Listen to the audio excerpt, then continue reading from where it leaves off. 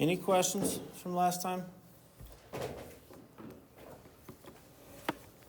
All right, so we're going to continue on phase change a little bit, and then we'll get into solutions today. Hopefully we can finish today. Should be able to. But if it feels like I'm rushing it, let me know. Okay? All right.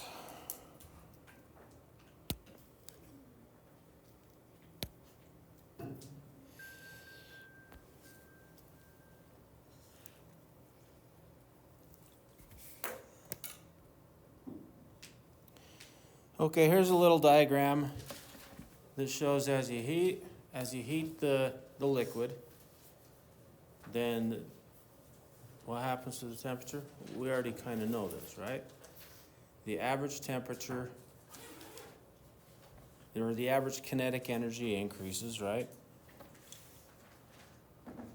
So as we increase the temperature of the liquid, then more of the particles will escape the liquid phase. Hope that makes sense, right? So let's sum up kind of the boiling point, vapor pressure. Any questions on how to read this diagram? So the greater the temperature, the greater the average kinetic energy is, the greater the temperature. Same. And this tells us more molecules will evaporate. So this point right here is that the temperature at which, or the kinetic energy at which, the molecules tend to vaporize. Good? No? All right.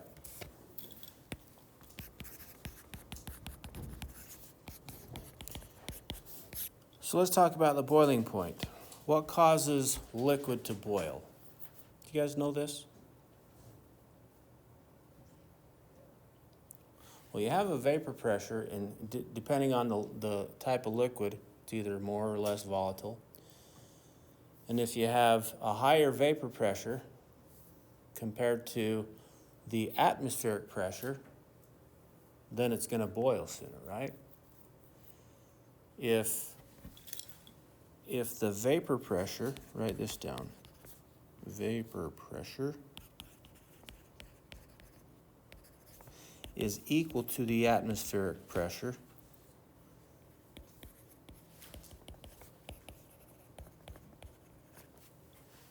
that's when boiling begins.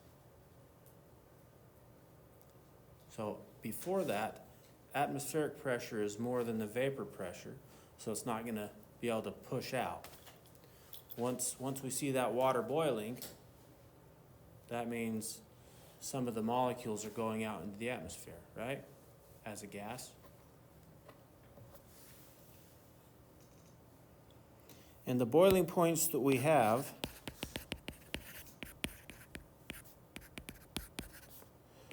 are at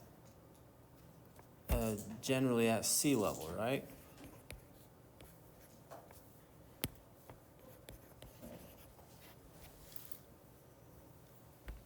So if we go up in the mountains, what happens to the boiling point? What's happening to the atmospheric pressure as we go up? Less or more? What happens to the atmospheric pressure as we go up in the mountains? It goes down. Now let's think about this. So here's the mountain here. Nice mountain, right? In fact, let me draw this way. So here's the top of the atmosphere.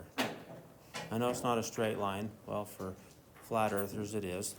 But, okay, but if we just look at a section, it basically looks like a straight line, right? So here's the top of the atmosphere. And then here's the Earth. If we're standing right here, then we have this much atmosphere on top of us. You with me? And so we feel all that pressure. Just like we go into the water, the deeper we go, the more pressure we feel. And if you're a scuba diver, you gotta be careful, because if you change your pressure too quickly, bad news, right? But if we climb a mountain here, and now we're up here on the top, now the amount of air that's on top of us is less, so we have less pressure. Does that make sense? Okay. And so if we have less atmosphere on us, less atmospheric pressure, our boiling point does what? Goes down. It doesn't have to be as hot, because boiling point, as soon as the vapor pressure equals the atmospheric pressure, then it begins to boil. So if we go up here, our atmospheric pressure doesn't have to be as high before it boils. Make sense? So just to kind of show with numbers, the boiling point of water,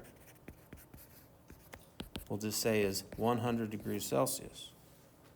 We live in the Rocky Mountains, so the boiling point, so this is at 1 ATM.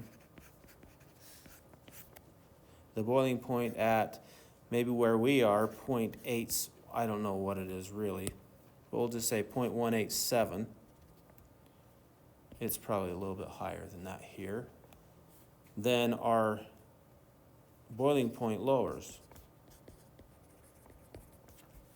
And that's why the boiling point of water in this room, as we speak, is about 98%, 98 degrees Celsius. Okay. And what's the boiling point at a pressure of, so this is ATM, 1.07 ATM, boiling point rises.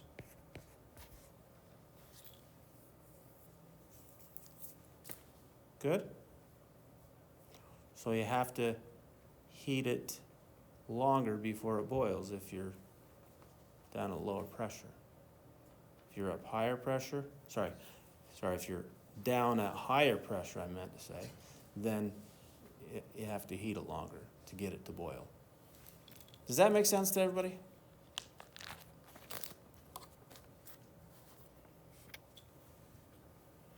So the higher the pressure, the higher the boiling point?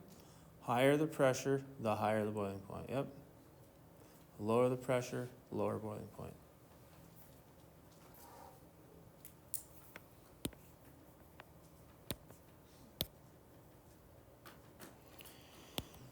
All right, here is a good test question. You'll be given a chart. Maybe it doesn't look exactly like this, but pretty similar to this. So we can see that this is our boiling point at 1 ATM. For a whole bunch of different substances, okay? So we have temperature on the, and whenever you look at a graph or a chart, always look at the units that it's measured in.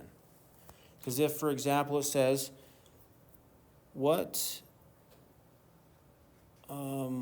temperature will, let's say, mercury boil at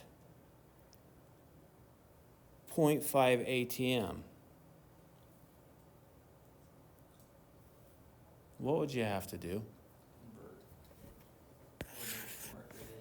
ATM to millimeters of mercury, yeah, right? You gotta be measured according to the graph that you're looking at. So it'd have to change 0.5 ATM into, so 1 ATM, how many millimeters of mercury is that? 760. You guys have that down on your reference sheet anyway? Okay. So that ATM goes away, and it's going to be what, 380? 380. So 380 is gonna be somewhere like right there. So for mercury, which is this green one, is gonna have a boiling point of about 320 degrees Celsius, right? Does that make sense how to read this graph? If you can do that, that's a free one. Just make sure you're in the right unit. Otherwise, it's not gonna mean anything, okay? You say, oh, 0.5 is somewhere down here, right? It's not what it means. Good? Any questions with vapor pressure versus atmospheric pressure? Okay. Let's compare vapor pressure with temperature, and we have a formula, another formula.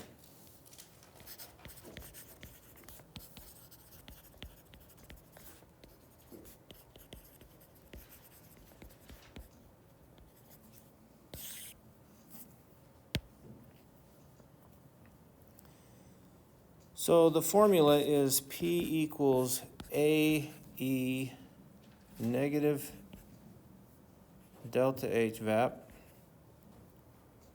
over RT as the exponent.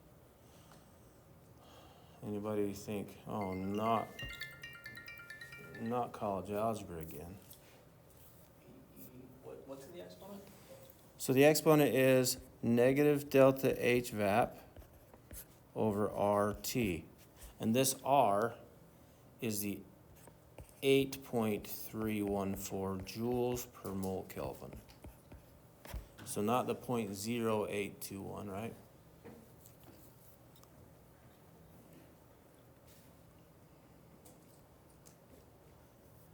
Anybody like that formula?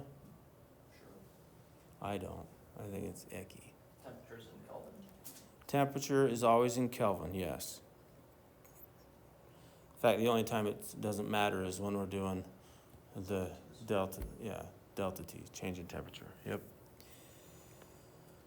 Okay, so let's change this up a little bit. Anybody, in fact, I can just tell you what the equation is that you need, or I can show you how we get it. How do you want me to do it? Yeah, just tell us. Just to give it to you? Yeah. Okay, so we do a little bit of logarithm. It's like, I was kind of hoping you said yes, because logarithms are awesome, guys.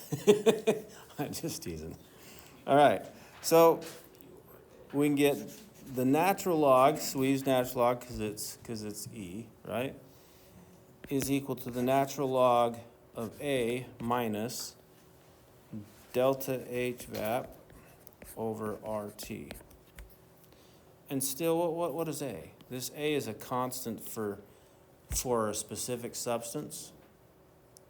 Now, if we don't have that constant, and normally what we do is we say, okay, what's the, we have two conditions. We have a pressure and a temperature in two different conditions. Then we can say, okay, if we have this, in fact, I'm not going to show you how we get there again, but I can if you like. But so far he says, oh, no. So if we have 2 points here, so here's the 2-point formula, and this formula is on your reference sheet. It is the natural log of P2 over P1, and depending... When you say 2 points, what do you mean? Two different conditions. So two different pressures and temperatures. Okay. So we might say, okay, the temperature at this pressure is this, and the pressure, and so on, right?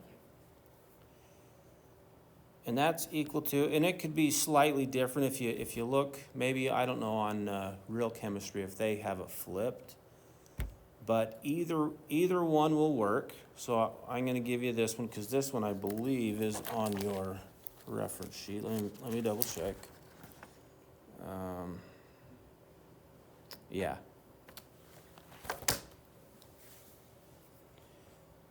H VAP, delta H VAP over R times 1 over T1 minus 1 over T2. And then it gets rid of this A, so we don't have to worry about that. And it gets rid of the E. So this right here is our formula. Now on your calculator, this is not the log, but the natural log. So it's a different button, okay? Did we use the log in this class? Okay, this is my other class. So it's basically just another function on your calculator that you use. So let's practice using it. Any questions? Yeah. Does this formula only work for same element? Because matching age? Yeah, this is the same substance, yep. Okay, same. So just the same substance, different cases. Okay. Yep, 2 different cases. And it is a gas as well. This is, because we're talking about HVAP. Well, I guess it's going from liquid to gas, really. So let's do an example. And I don't want to have to write all of this.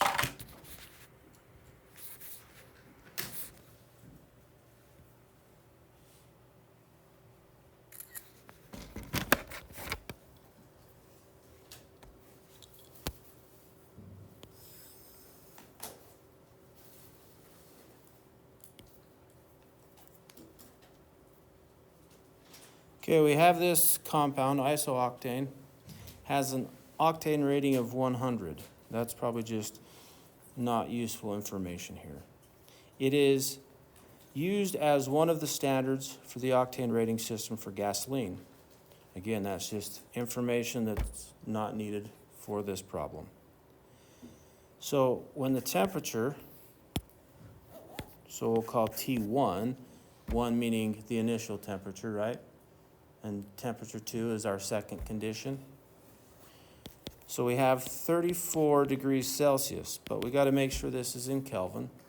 So 34 plus 273 is 707? Is that right? Yeah. Has a vapor pressure, so P1 is 100 kPa. Now, does it have to be kPa, or does it could be ATM or millimeters of mercury? It doesn't matter as long as they're the same, okay?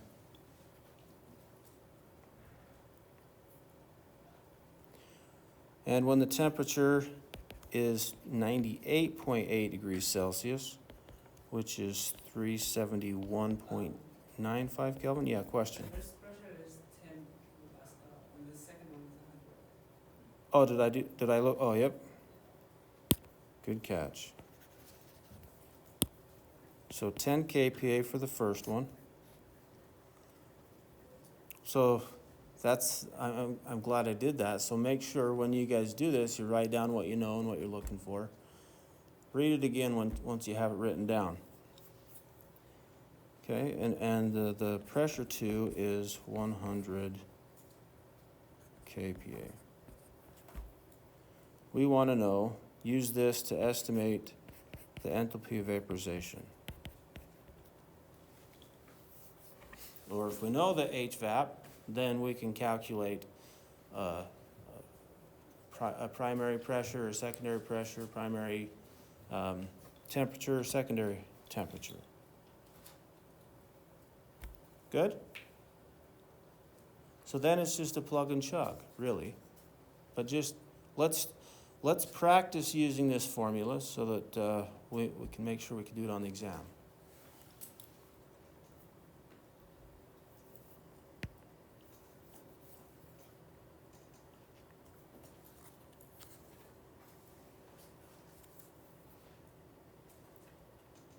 So we got ln P2 over P1 equals HVAP over R times 1 over T1 minus 1 over T2. And if you're wondering why T1's first, T1's second, or T2's second, that's just in the algebra to make it so that the negatives go away. Good?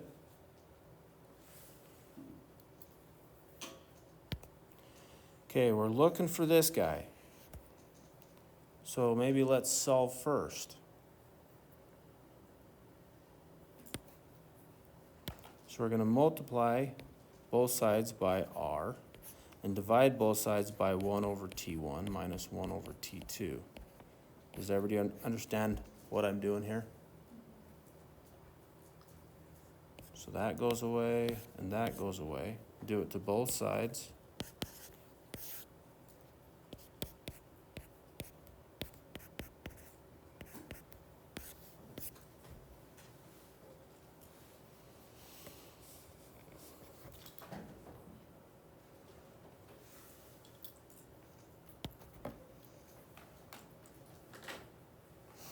We good? So R is, so delta HVAP is going to be 8.314. Remember, this is joules per mole Kelvin. Get in the habit of using your units if you're not there yet. Multiply the natural log of P2, which is 100 kPa, over 10 kPa. The kPa's go away.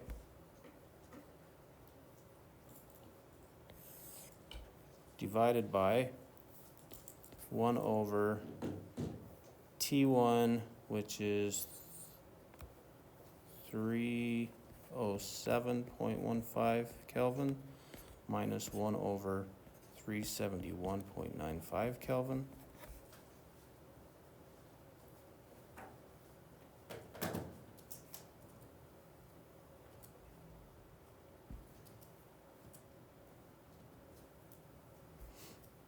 And then before you do it in your calculator, in fact, you can do it, you can just do it straightforward if you use parentheses, right? So just make sure you're using parentheses or do one step at a time, right?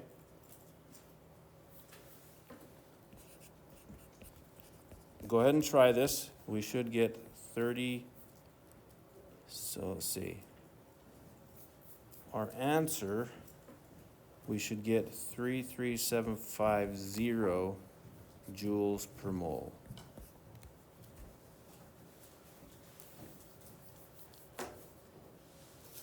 Because we can see the Kelvin will cancel out, and so we're left with joules per mole.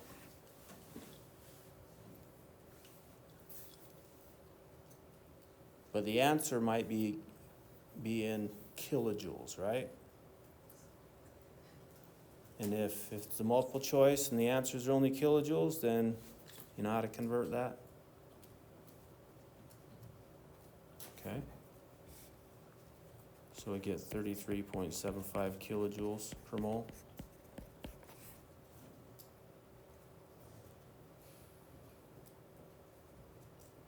And a very large number. But not this one? No. Okay, this is why we're doing it right now. I got that number. You got this? Anybody else get this?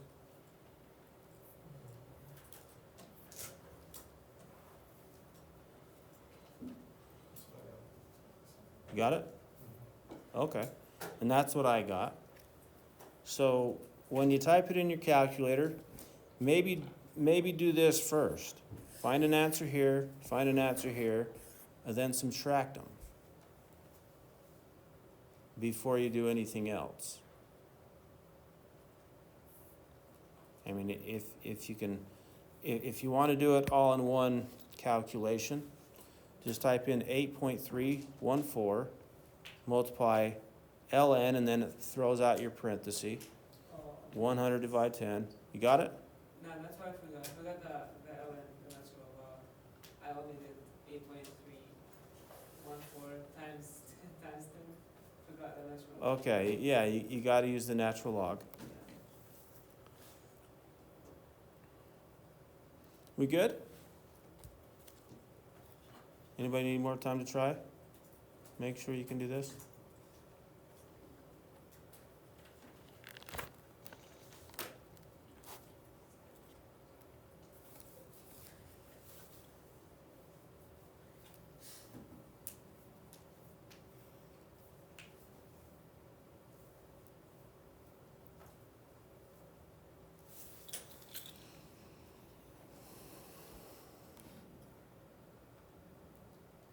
We good?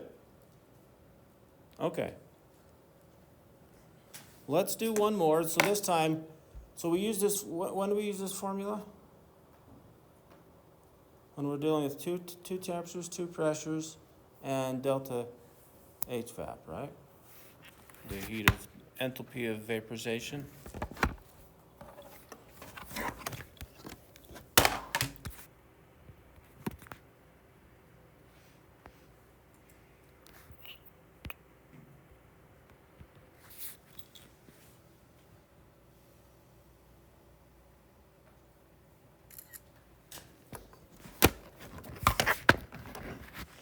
And again, this is used to estimate these things.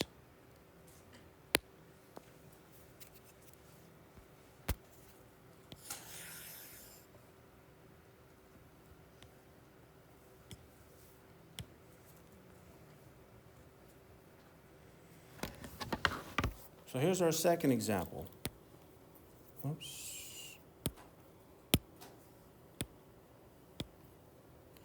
Okay, this time our temperature one is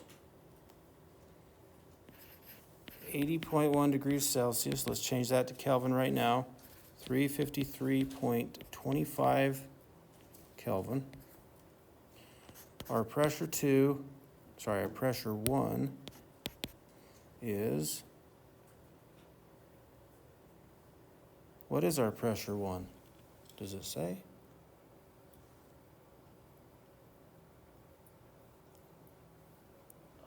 Normal boiling point. Normal boiling point, 1 ATM. Should we use 1 ATM?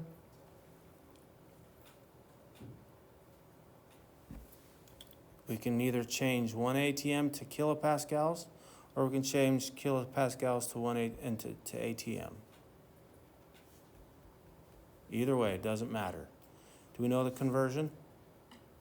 So this is at 1 ATM. 1 ATM is the same as 101.3 kilopascals.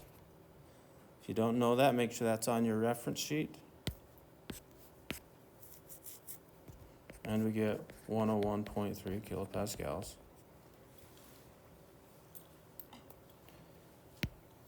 Temperature 2. Well, that's what we want to know. What is the boiling point when our pressure is 83.4 kilopascals?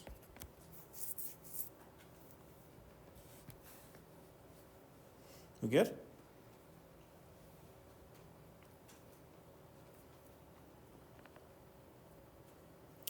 So this is a great formula to use when we're trying to determine what the boiling point or what the boiling pressure would be at a certain temperature. And here we have the enthalpy of vaporization is 30.8. This time it says kilojoules per mole.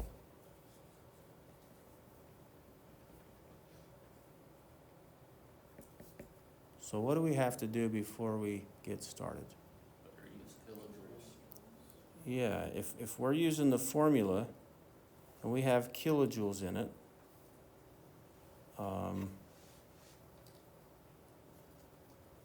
our formula has what? This R value, which is what? Joules per mole Kelvin. So we either got to change this to kilojoules or the joules per mole Kelvin into kilojoules, okay? Easiest way is just to change this to joules, right? So 30,800 joules per mole. If you if you're writing your units, you'll catch this problem. If not, you'll be typing away and say, okay, I got it. I know I did it right. It's like, huh, there's my answer. Because sometimes that happens, right? We're not trying to trick you, but we want to make sure you're doing it correctly. So you'll see your answer there and you think, okay, I got it. So make sure your units cancel out appropriately on every problem, on every exam. Make sure we're doing that, okay? So again, our formula is ln of P2 over P1 equals delta HVAP over R times 1 over T1 minus 1 over T2. Okay, this one's going to be a little bit messier to solve, but still use the rules of algebra. So this time we got to solve for T2. So let's multiply both sides by R over HVAP first. Right? Y'all with me? So those cancel. Do that to both sides.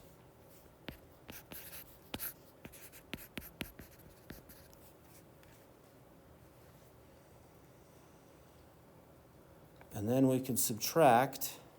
So we got R ln of P2 over P1 over delta HVAP minus 1 over T1 is equal to negative. Don't forget, we have a negative here. There's another way to do it. If you guys have problems with negatives, anybody have problems with negatives? Oh, it's the stupid negative that got me. Okay, so do it this way.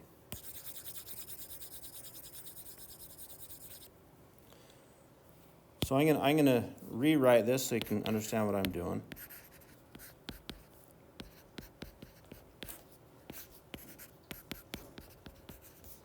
And that equals 1 over T1 minus 1 over T2. Let's get rid of that negative right at first by adding 1 over T2 to both sides. And if you don't like this method, then don't use it. It's just algebra putting something else there, right? Okay, now we have to subtract R natural log of P2 over P1 over HVAP to both sides. And we get 1 over T2 equals 1 over T1 minus R ln P2 over P1 all over HVAP.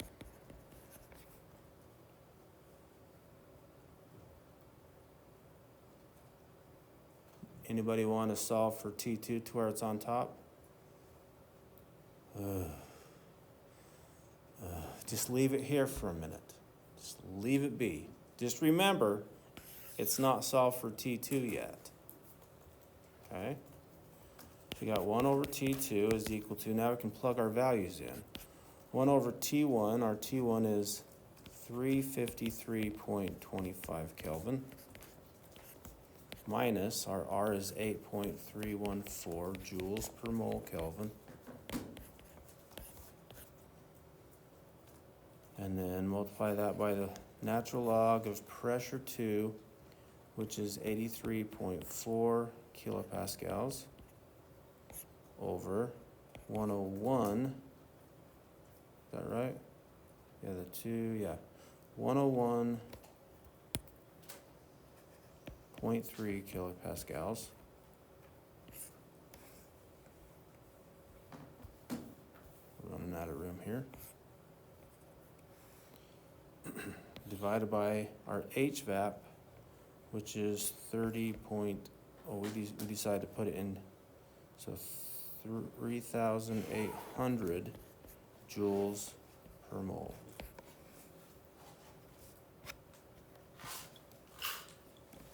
Then it might be easier to worry about this. Then once you have an answer, what do we got to do? 1 divided by that, right?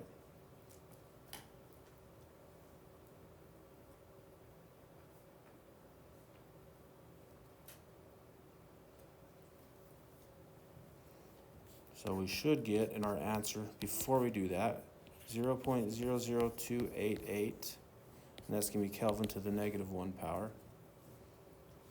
Then you just flip it, or 1 divided by that answer. Our T2 is gonna be 346.8 Kelvin. Is Kelvin useful to you?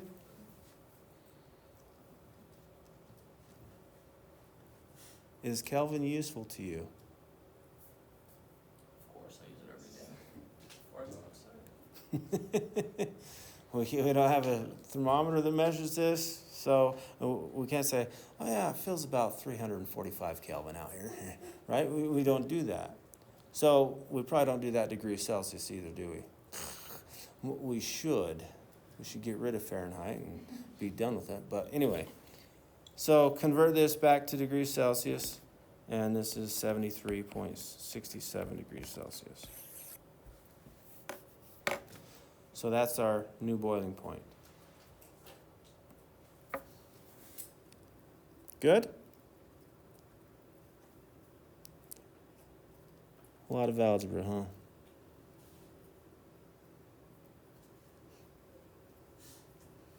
So if you didn't get good at algebra in 8th grade, then here's your chance.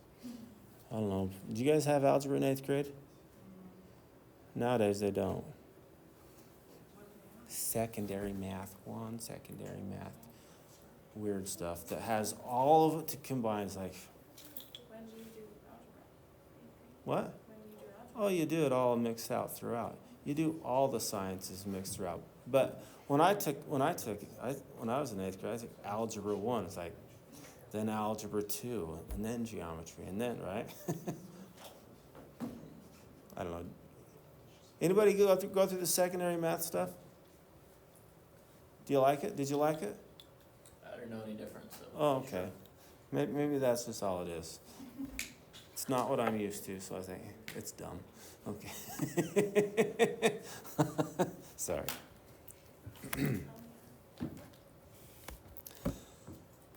How are we feeling?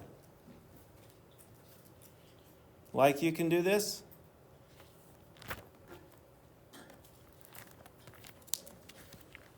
All right.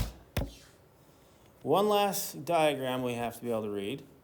So we learned how to read a couple diagrams, how to use one equation, and let's do another diagram.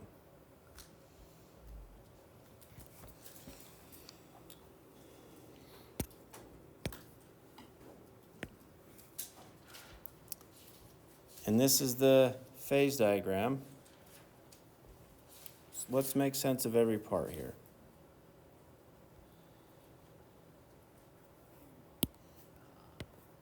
Okay, we have pressure on the y-axis, temperature on the x-axis, and then you have your different phases, solid, liquid, and gas. Then you got this triple point.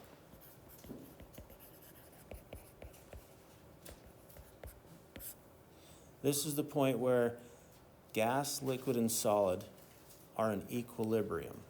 Meaning, so you know when, so you put water outside, and what happens? It vaporizes, right?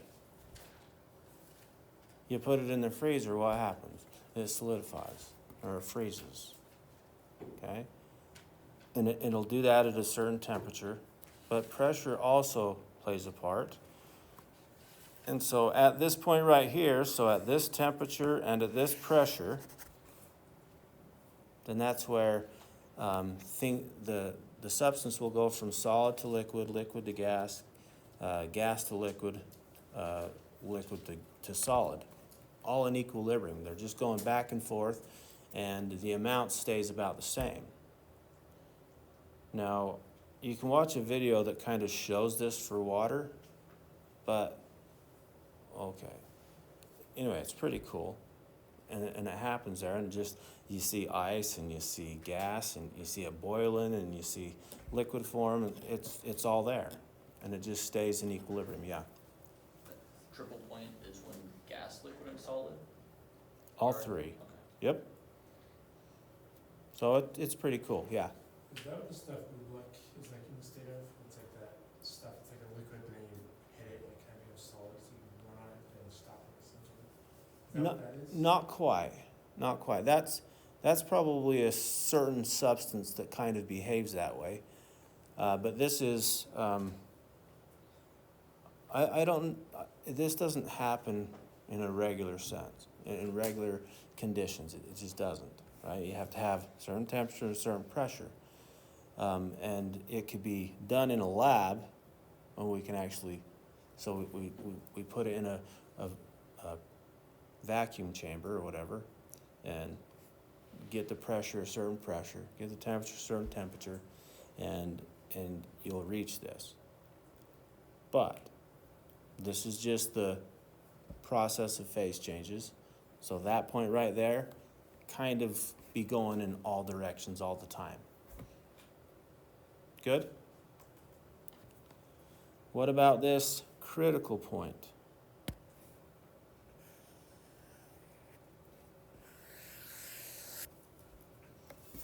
Once a substance reaches a critical point, it cannot condense into a liquid.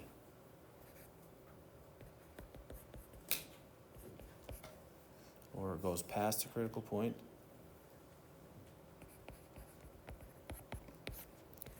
Can no longer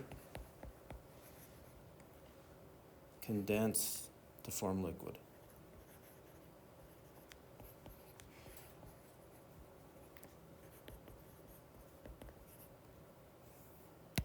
Is that specifically for a gas? Well, at this point, so we're not dealing with a solid at this point right here. But once we get to this temperature, whatever that is,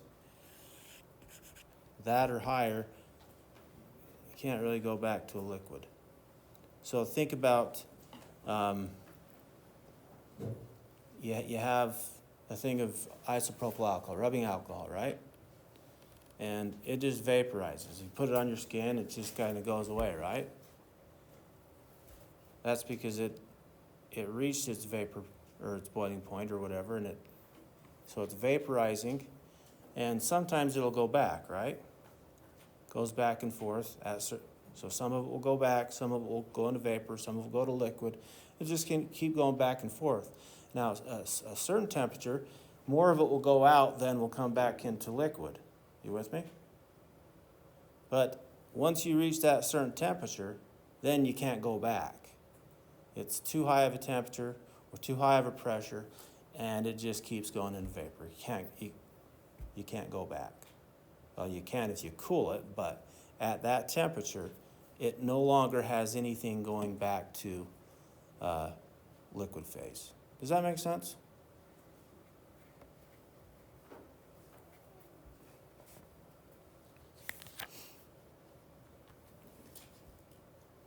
So along this line, that's the melting slash boiling point, slash freezing point.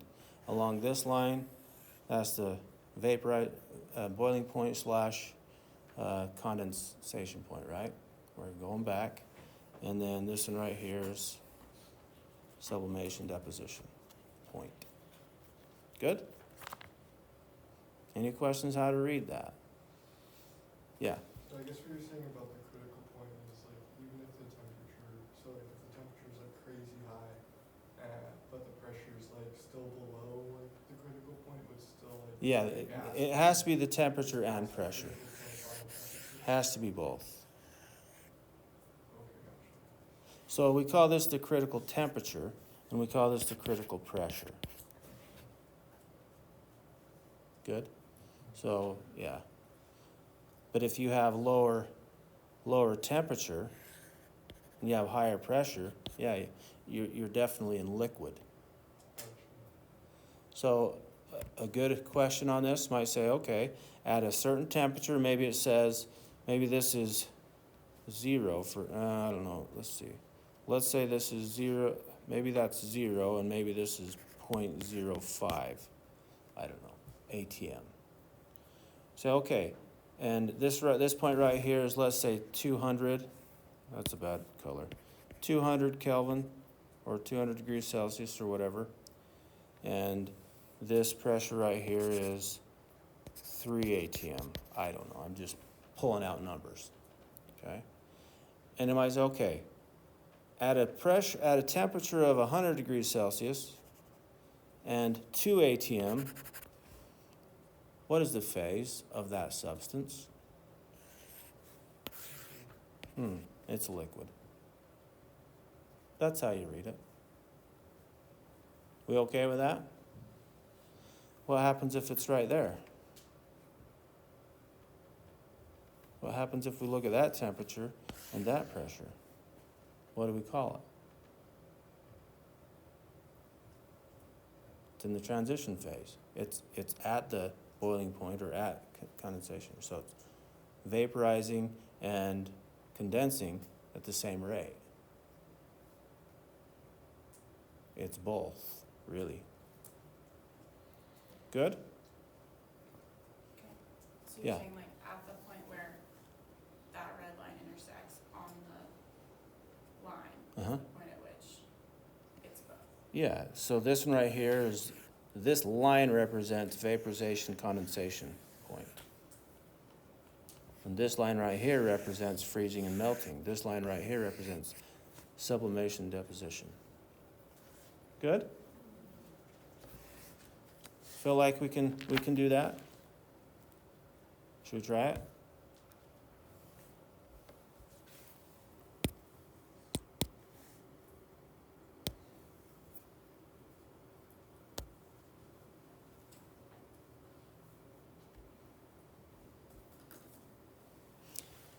Okay. What phase of water is at 50 kilopascals and negative 10 degrees Celsius?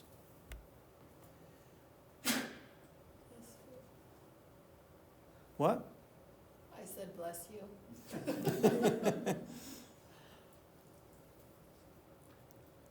So 50 kPa is, so this was really close to 0. It's 1. This is 101, so 50 is probably going to be somewhere right there, right?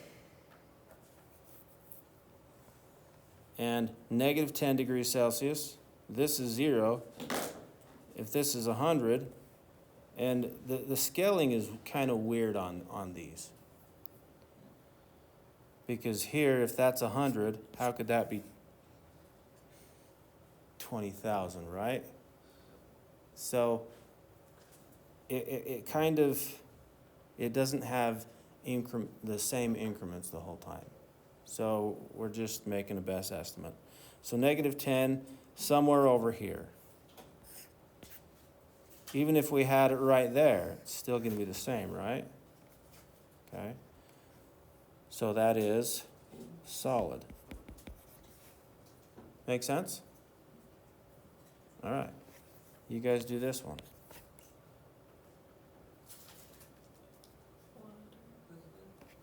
And that's liquid form or in water form. Okay, this one here. So 25 is somewhere there, 200 somewhere there. That's a gas. And what if it said something ATM? Could you still do it? You just have to convert it, right? Make sure you're watching your units. Watch what units it's measured in and what units you have. Okay, what's the conditions for the triple point? Would be a good test question. What's the pressure? 0.6 kPa. And what's the temperature? 0.01. This is in degrees Celsius, not Kelvin, so let's use that. And the critical point, same thing, right? We good? Not too bad, right? Okay, any questions on phase changes? Can you do those problems where you're going from a really cold solid to a really hot gas? And figure out how much energy is required to do that? I don't want to do that unless we need it. If anybody wants to try it again, we can.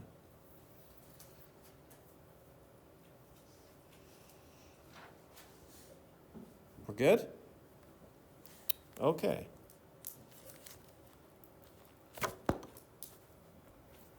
Can we do it? Yeah, we sure can. Okay, let's do, and I'm gonna do water because we know a lot of information for water. Okay. So it might look something like this, right? Do we know this value? This is our temperature, and this is our energy, right? Or our heat. This is, what temperature is this value right there? 0. That's 0 degrees Celsius.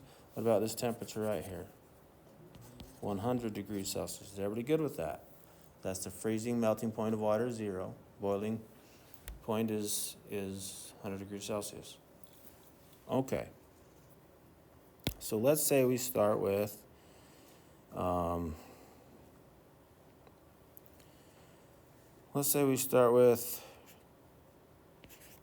temperature water, and we cool it to negative 10 degrees Celsius ice.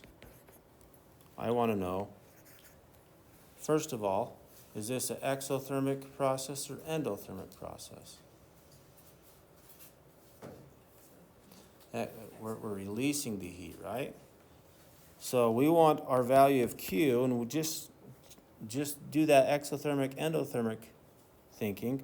Say, okay, we better have a negative value. If we're looking for the amount of heat comes out of here.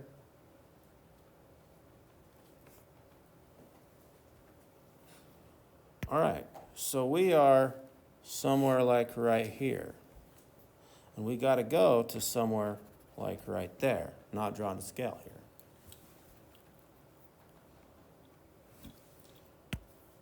So we got to change our temperature from 25 degrees Celsius to 0 degrees Celsius. What equation do we use? So if we say Q is equal to Q1 plus Q2 plus Q3. Does that make sense?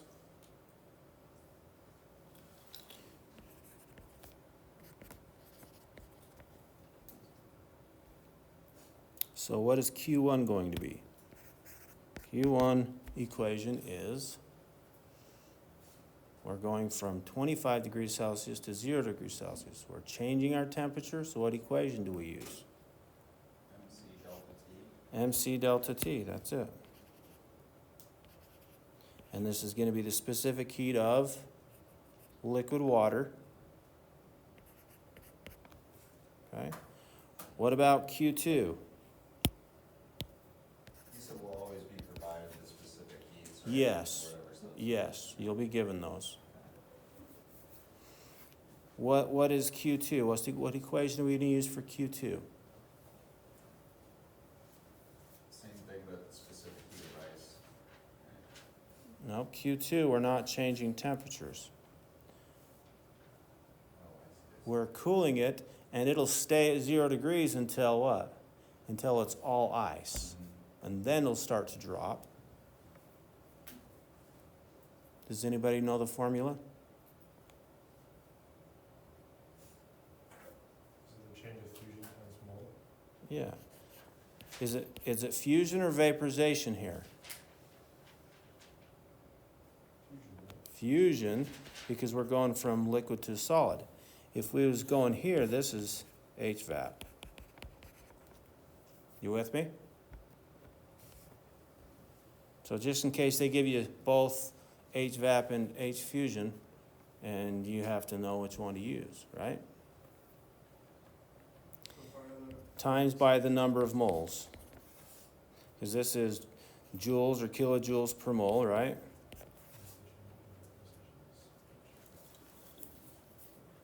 Did he answer your question? Yeah. Okay. Thank you. Okay, and then Q3 would be what?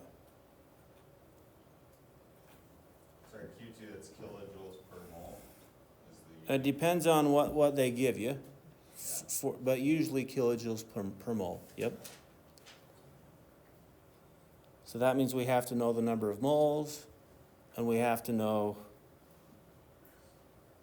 the H, heat of fusion. What's the equation we use for Q3? We're going from 0 degrees to negative 10 degrees. Thank you.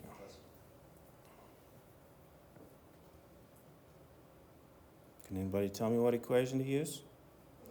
We're changing our temperature, so we're getting MC this time of the ice, delta T.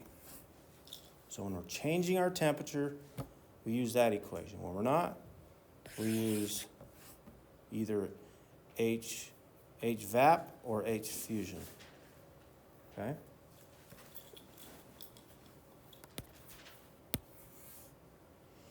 All right, now let me give you some values. Let's say we have 30 grams of water,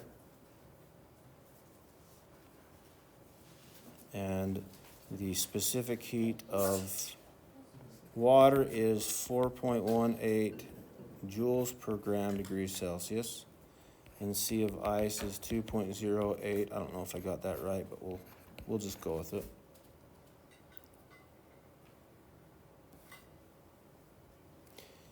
And heat of fusion for water is, I don't remember what it is.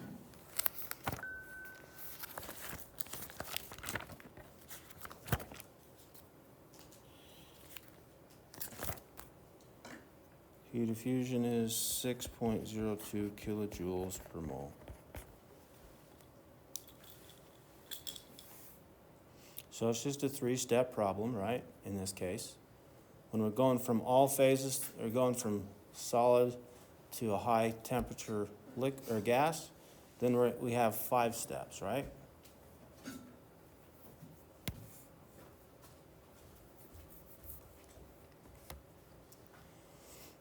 To be able to use this one here, what do we have to do? Change 30 grams into moles.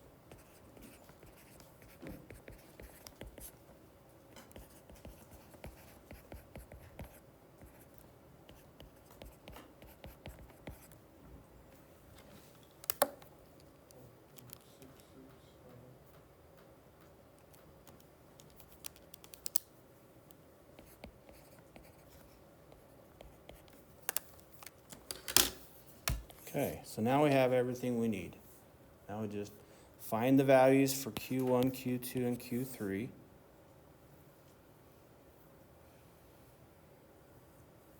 And what's our temperature going from here?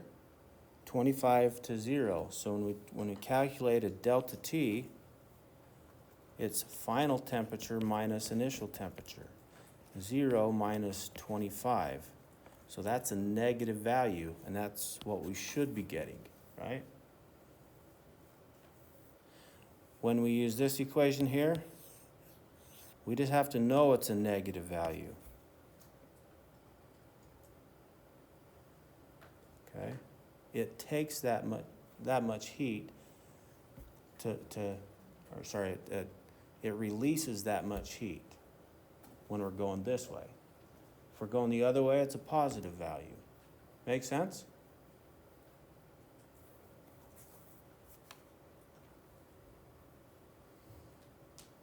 And this delta T is going from negative 10 minus 0, which is negative 10. And that's also a negative value.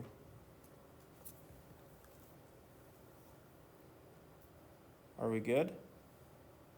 Do you want to do it, or should I do it?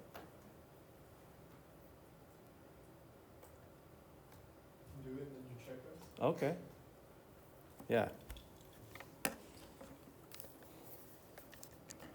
So I'll do it too, and we'll see if we get the same answer.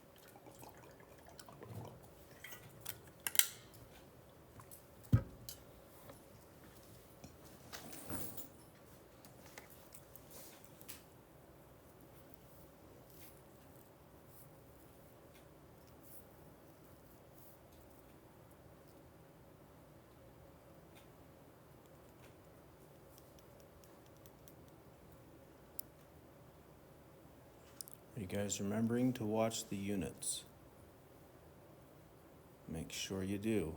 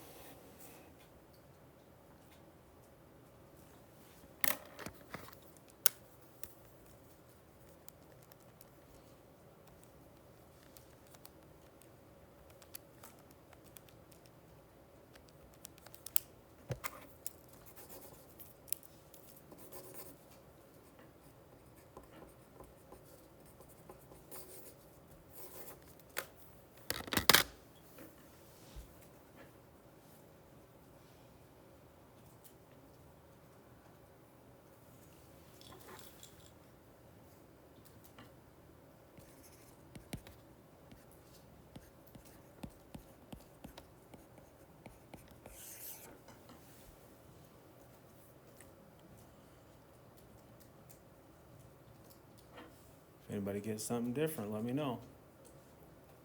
Or something the same.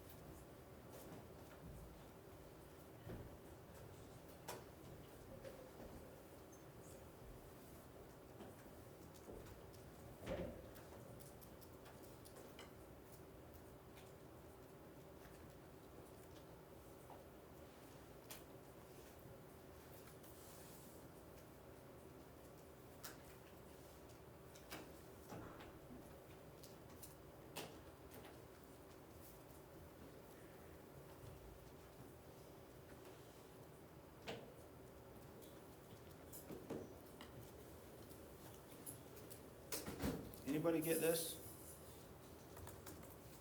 Okay. No? What are we getting? Can we just like go through all of them Yeah, individually? sure can. Okay, Q1 is equal to mCW delta T. The mass is 30 grams. The C is 4.18 joules per gram degrees Celsius. And the change in temperature is negative 25 degrees Celsius. Are we good on that one?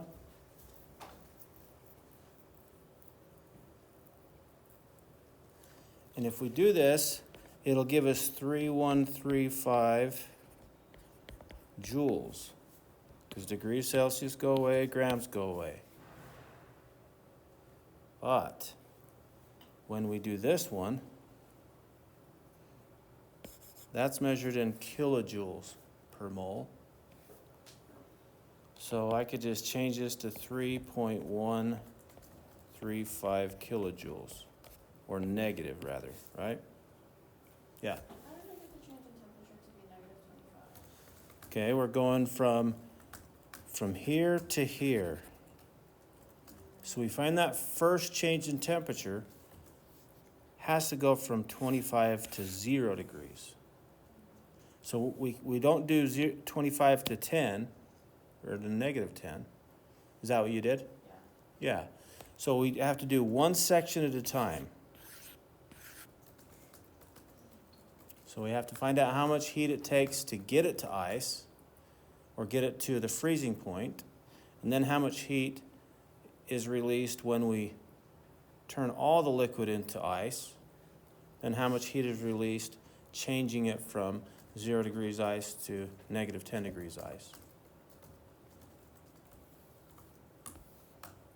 Are we good? And then Q2 is going to be the negative 6.02. It's going to be negative because we're releasing heat.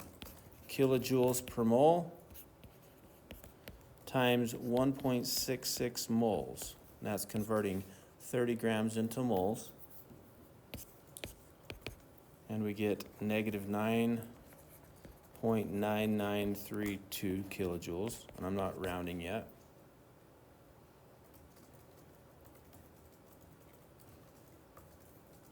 Are we clear with this? Was the given on the H fusion one negative 6.02? Well, it says this, right? How do we know it's negative? Because we're releasing heat. To get to ice, you have to release heat.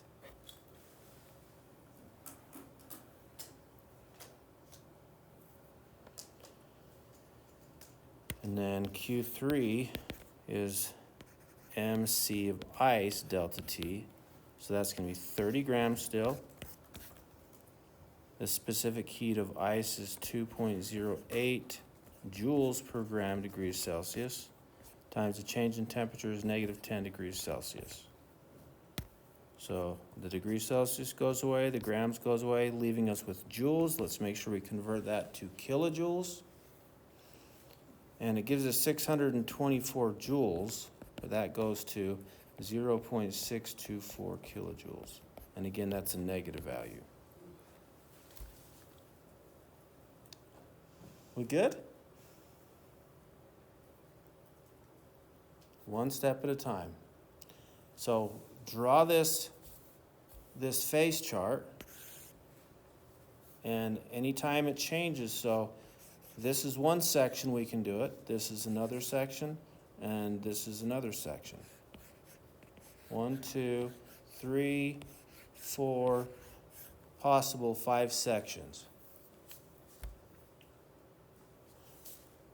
We use H VAP here, and we use Q equals MC delta V here. Anytime the temperature changes, we use MCAP. Good?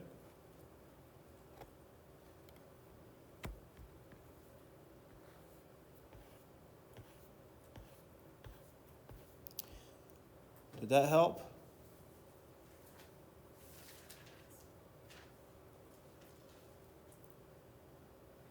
So we get a total. We add all 3 of these values together, make sure they're in the right units. or the same unit rather, negative 13.75 kilojoules of heat is released in that process.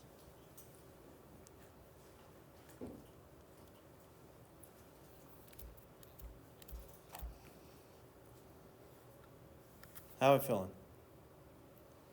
Want to take a break? 2 minutes before break time, but you want to take a break? Okay, back at 3:23.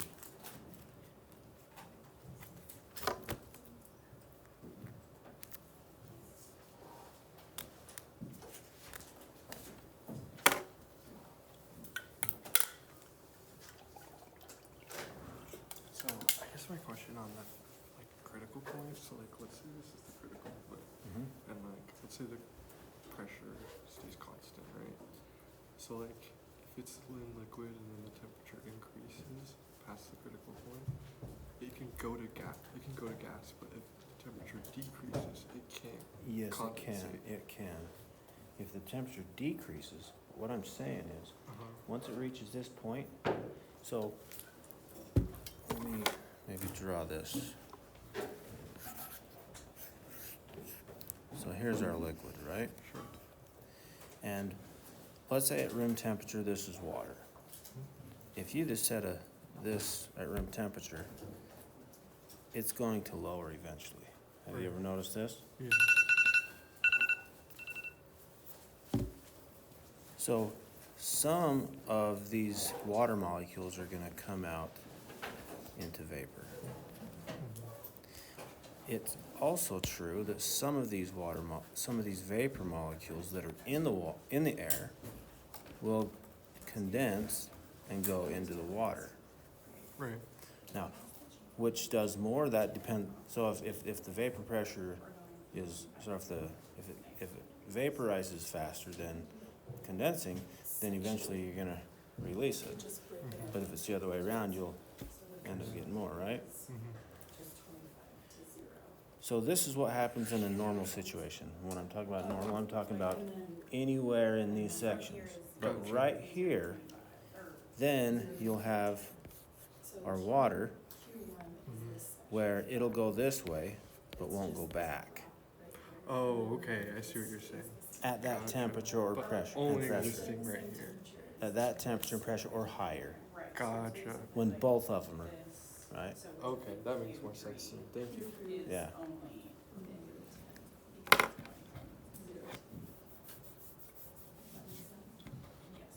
That's zero, thank you. Thank you.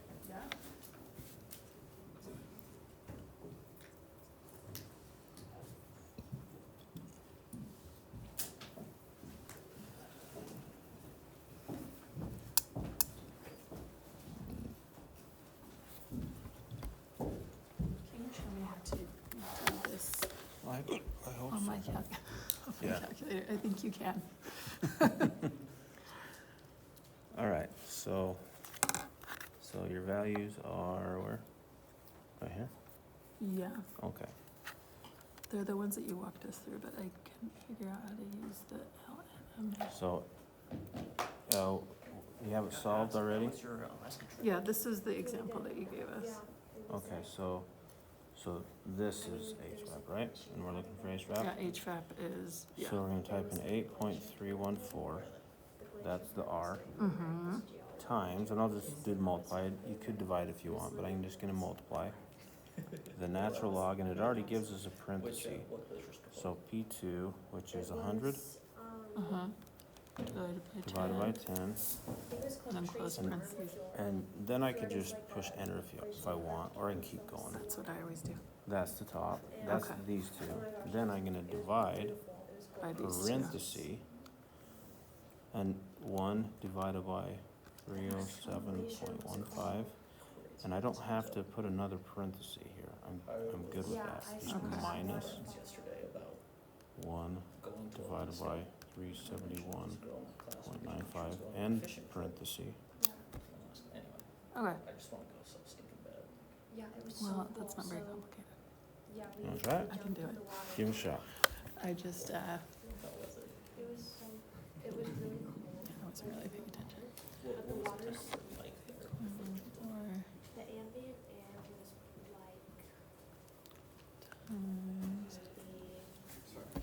Good.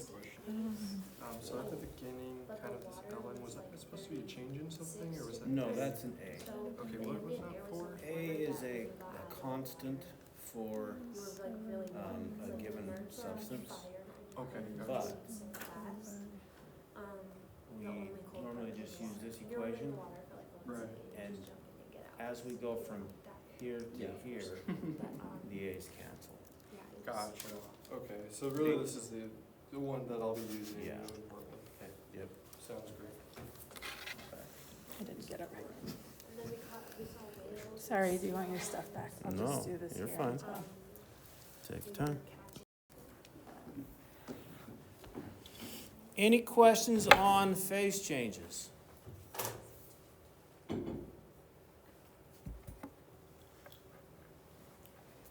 All right.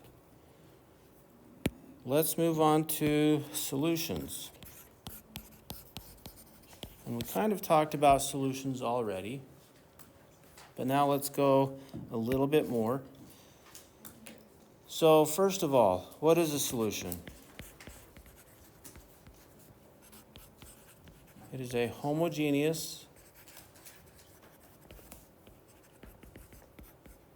mixture composed of what?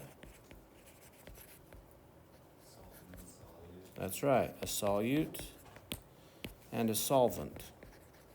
How do we tell which one the solute is and which one the solvent is? So there is more of the solvent. The solvent is the majority, good. Or majority. And the solute is the minority. Solute is the stuff that gets dissolved. The solvent is the dissolver. We kind of already talked about this. Are we good? Okay. A solution could be a liquid, solid, or a gas. What's a gas solution? What's an example? Air. What's the solvent in air? Nitrogen is the solvent, because it's the majority of it, right? And oxygen is the solute, or the one that we care about, right? There's more of that than in air than that, but Why can't it be a solid? Like if you were to freeze a solution? a solution can be a solid. Okay, I thought you just said gas. So this is just, we just started with gas. Okay, So it could be a liquid, gas, or a solid. A solution can be. okay. Yes, you're right, it can be. And then a liquid, we can come up with trillions of them, right? Most of the ones we deal with in chemistry are liquid solutions. What do we call them mostly? Aqueous solutions, right? Where, which one is the solvent? Water is the universal solvent for chemistry, well, for life in general. And whatever the salt is, or the substance that's dissolved, is the solute. Good? And for a solid, what's an example of a solid solution?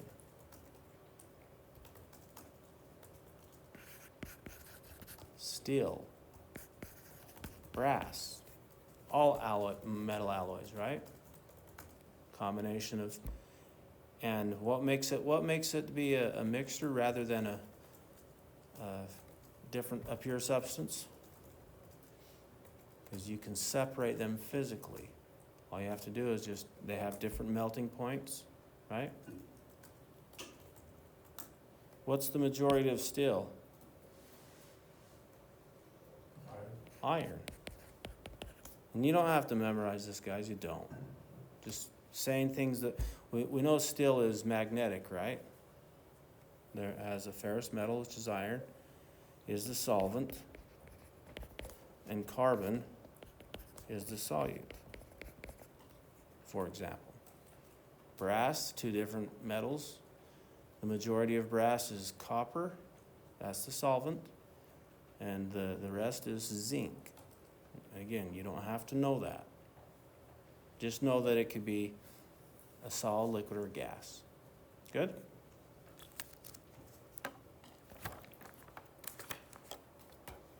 Okay, so that's just a review of what a solution is. Any questions on that? Bless you. All right, let's talk about a new word. Well, this isn't new. Sorry, not dissociation. Dissolution. This is the process of dissolving of a solute dissolving in a solvent.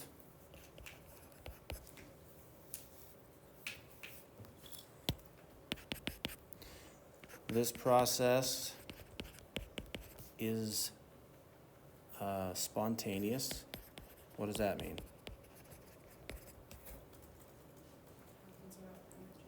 It happens without the insertion of energy, right? So if we put sugar in water, is it going to just dissolve by itself, or do we have to stir it? It will dissolve unless we have too much of it, right? Okay, compared to water. If we stir it, what does that do? Makes it dissolve faster. How else can we make it dissolve faster? Heat it up, increase the pressure, all those things, right? So spontaneous means no energy required, or no input of energy.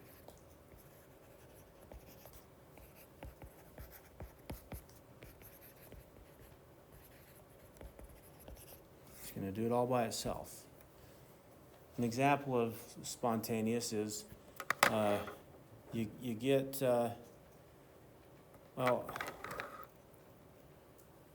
no additional energy. No, that's right. That's true. Okay. But if we talk about a chemical reaction, there's always going to be a little bit of energy required. And we didn't really talk about this, but let's say we want to burn gas. We want to burn gasoline. We have to give it a spark to get started, right?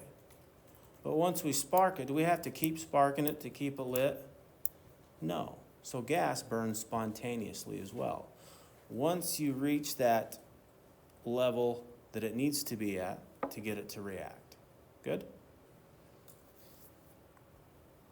All right.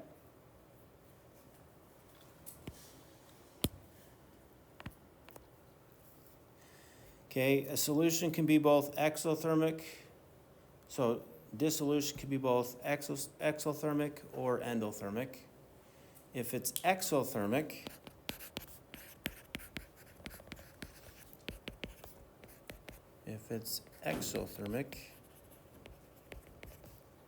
then it is favored.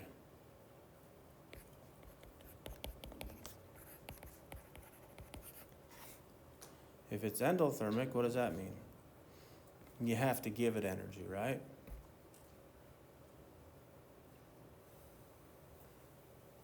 So it's pretty easy to get a solution to a solute to dissolve if it's an exothermic situation. Most of them are just neither, right? Okay. Sorry, it says what's the last word? Favored. That probably made it worse.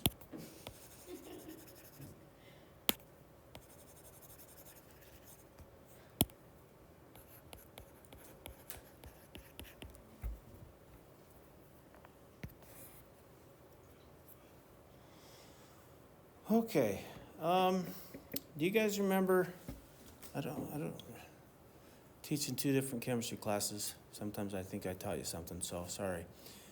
Do we remember what substance dissolve in what substances? What substances dissolve in which substances? Like dissolves like. Like dissolves like, right? Good. What does that mean? Who can tell me? I don't know if it's like it. Yeah.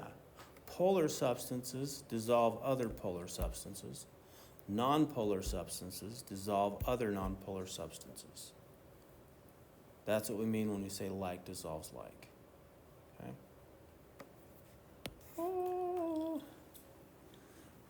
out of battery.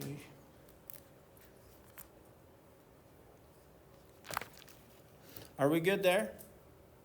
So again, that's a little review. And I think we talked about this, but now I'm going to put a word to it. Solvation, not salvation. Solvation means there's the process that a solvent completely surrounds the solute particles.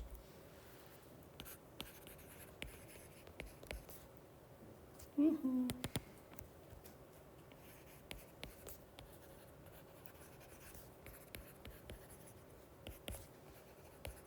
Solvent molecules completely surround the solute particles. And what causes them to surround each other?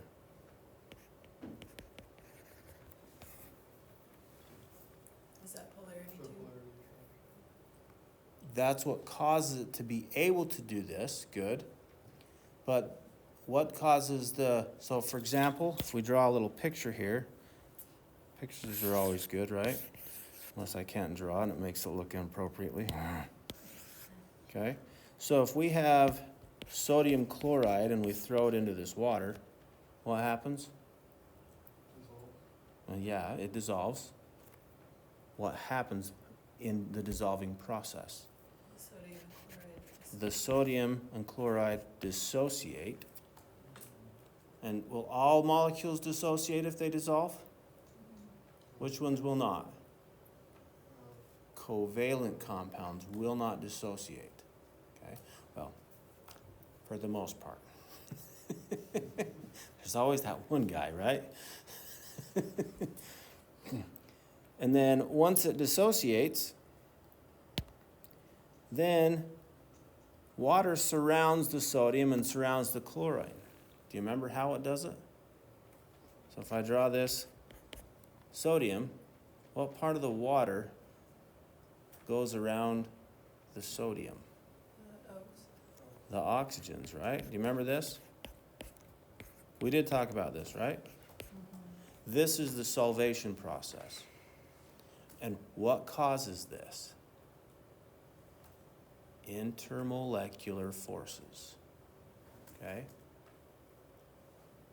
So the intermolecular force of this intermolecular force is greater than the attraction here, or more favorable, I should say. And that's why it dissolves. There are some substances that don't dissolve. For example, iron hydroxide. You throw that into salt, and it or into water, and it kind of just stays. Some of it dissolves a little bit, but most of it would rather just stay together, because that's maybe a stronger interaction than what the waters have to offer. Good?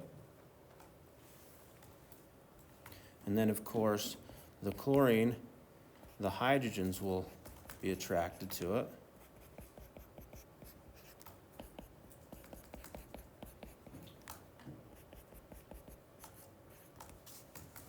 So this is the solvation process. When anything dissolves, the solvation process occurs. So if it doesn't occur, that means it doesn't dissolve. Good? What about sugar? Sugar's a covalent compound. We know it dissolves. That means the solvation process has to occur. And last time I think I showed you my own interpretation of sugar. I'm going to give you what it really is. All right, so there is a sugar molecule. Now, how does solvation occur?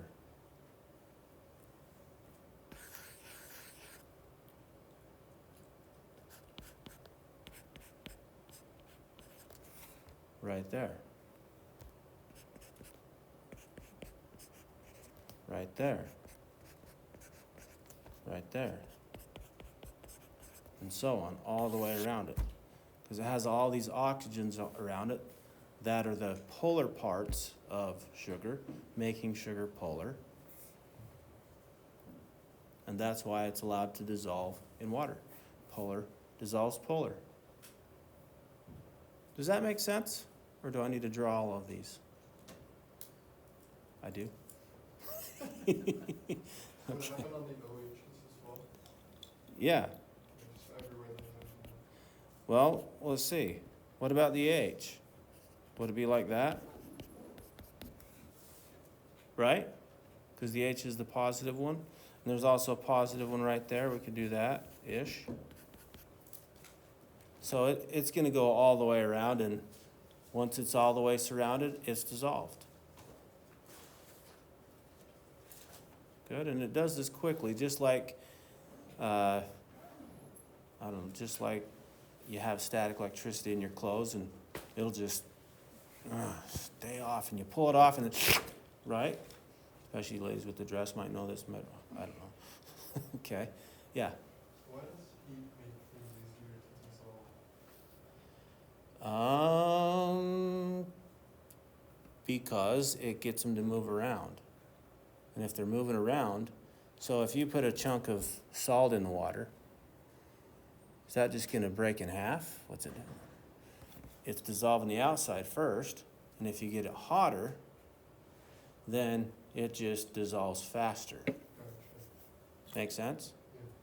Yeah. What are you trying to represent on the bottom, on the left, the OH, why is the O, Right here, or no, down, oh, to the right, the other one, sorry, yeah, why is that oxygen? because this is partially positive and this one's partially negative. The hydrogen on OH is partially positive. Oh, even though the entire OH is negative. Not the entire OH is negative. So if we go back to our, if we draw this, we got H here and a C here. So I'm talking about this piece right Oh, here. oh, oh, oh. That's a Because C it's right not there, just an OH, it's right? CH, yeah. So this is the partial negative side, this is the partial positive, this is the partial positive. So negative is gonna be attracted here, right? And a positive will be attracted here. That makes sense. Good? Thanks for asking. Does that make sense to everybody? I have a question about the salt. Uh-huh. Why is the intermolecular force stronger than the intramolecular force? Then, Like, wouldn't the bond between N and Cl be stronger than the bond between? okay, I think I might have said stronger. Let's change it to favorable. Now, the reason it is, and so remember when we talked about the different surface areas? If you have a larger surface area, for example, oil is more viscous than water, even though water has a stronger intermolecular force, right? But oil has so many different points that it can, so if you add all of those London dispersion forces, it makes it stronger altogether or more favorable, right? So if you have this, you have the sodium and the chlorine, it's not a bond, it is a bond, but it's not we don't really draw it that way, but, so they're hooked together like this because it's a positive and a negative, right? Say, okay, we can stay together like this, or we can have all of these water molecules, and I just drew 4. Is it really just 4? No, it's probably like 6. Because if you look at water in a solid phase, what is it? Have you guys ever seen a snowflake? And remember making snowflakes as a little kid? When we make them all, they look the same, right? Well, kind of. Then we kind of put our own pizzazz in it, whatever. But if you look at it, that's what they look like. So water is really structured like that, has that shape. And so water will surround things kind of to be that shape. and have that structure. And it's more favorable to have that structure than the way it is without it. Because we talked about structure and surface area, and all these things play a part. So it really has to do with the intermolecular forces that kind of take over. Did that help? Kind of. So let me show you another little analogy, because all ionic compounds will not dissolve, right? We saw one where I dumped those two liquids together and it formed this yellow solid, right? So that's an ionic compound of lead iodide, but it does not dissolve in water. And let's see if I have this here.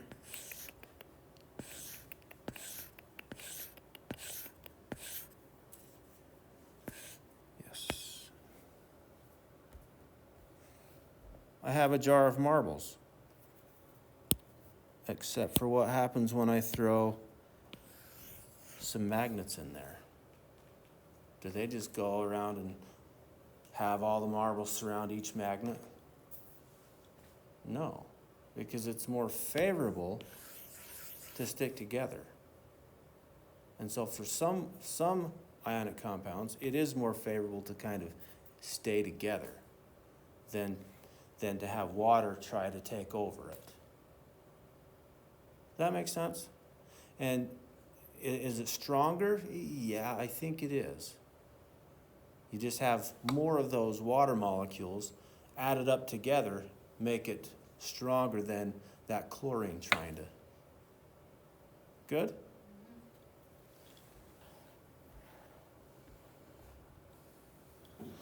Let's see. Any other questions about solvation? How things dissolve? Okay, now we're going to use the idea of dissolving or dissociating, talking about electrolytes. Did we talk about these yet? A little bit, okay. What is an electrolyte? It's a charged solution. Yeah, that's what it is.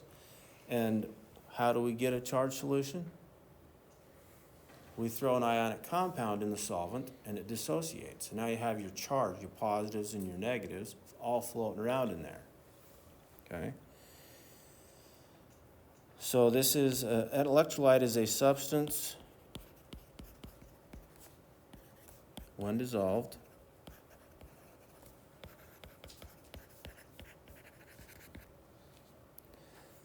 dissociates into ions, allowing the resulting solution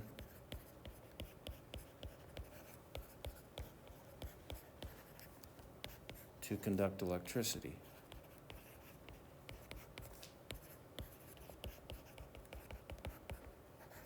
So water by itself is conductive. If you have pure water and nothing else, which hard to do that. I mean, you can distill it and you get pure water, but it gets contaminated pretty quickly. But water by itself is conductive. Why?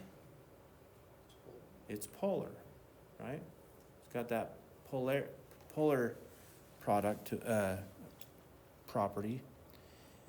But as you dissociate the ions, then it becomes more electrically conductive. So tap water is more conductive than just pure water. And that's what we have at home. That's what we've got to be careful with, right?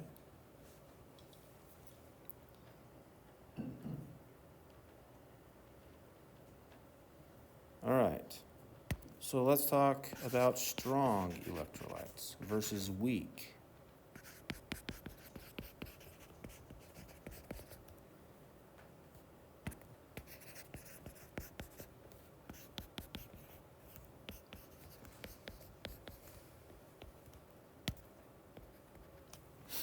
What would make it stronger? If you have more charges in it, right? Does that make sense? So how would we get more charges? If you throw your salt in, let's say you put a gram of salt in, okay? How could 1 gram of salt be more than another gram of salt? Because that's all, like when you split up the ions, it might have, more electrons or less electrons in the All right, yeah, good thinking. Now, a strong electrolyte is when we have complete or total dissociation. So some ionic compounds will dissolve partially, and some will dissolve all the way, and some just will not dissolve, right? So the more charges we have in there, it's going to be a stronger electrolyte. So a strong electrolyte is caused when we have complete or close to complete dissociation. And a weak electrolyte is when we have partial dissociation.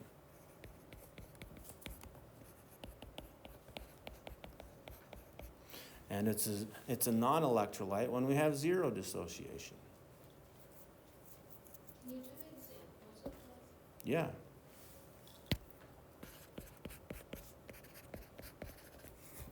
Salt water is a strong electrolyte. What? You mean Gatorade's been just saying this is a good electrolyte, drink it? When I could just be putting salt in my water? And don't put a ton of salt in your water, otherwise you won't want to drink it. But if you just sprinkle a little bit of salt in there, yeah, that's it. What else can we put in water to make an electrolyte? Lemon. Put lemon juice in it. You guys ever have lemon water? A lot of times at restaurants they ask you, do you want lemons in your water, right? Well, that's citric acid. So if you have an acid is an example of an electrolyte. You don't want it too acidic, obviously, and a weak electrolyte is, I don't know, you put iron hydroxide in there, I guess. Don't do that. Don't drink that, okay? But it just doesn't dissociate all the way. Partially does, or HF maybe. Hold on a sec. Is that a covalent compound or an ionic compound? Looks covalent, right? Non-metals. But we do have some covalent electrolytes.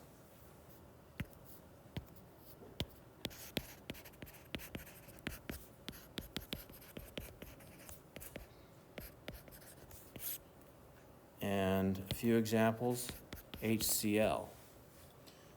We call this hydrochloric acid normally, but at room temperature without water, this is a gas. And in gas form, it's not an electrolyte. Makes sense, right? But if we put this in water, so when we throw this in water, then it becomes HCl as an aqueous solution. And when it's aqueous, that means it dissociates into H plus and Cl minus. So even though that's a covalent compound, it kind of has properties of ionic compounds. And H plus is that exception, the king of exceptions, right? When H is in there, not always H, but when you have, so depending on what it's with, then it'll dissociate, the hydrogen will dissociate, and that's what makes it an acid. So that's the acid part of it.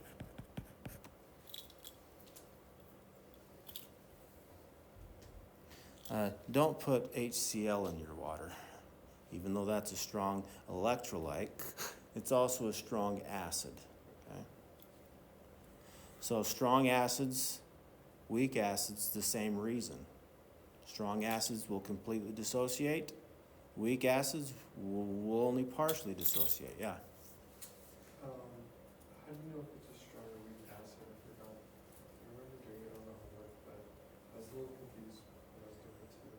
Is the strong and weak acid on your homework? It was, it's a few weeks back. Huh. Did we even talk about acids in this class?